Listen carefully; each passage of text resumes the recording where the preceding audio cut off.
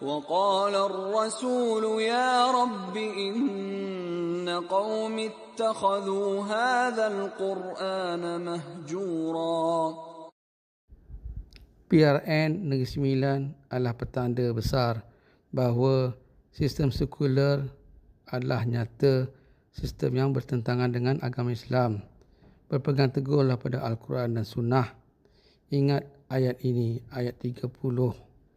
Surah Al-Furqan, Allah SWT berfirman bahawa Rasulullah mengadu kepada Allah bahawa perlambang Al-Quran tidak digunakan pakai oleh umat Islam.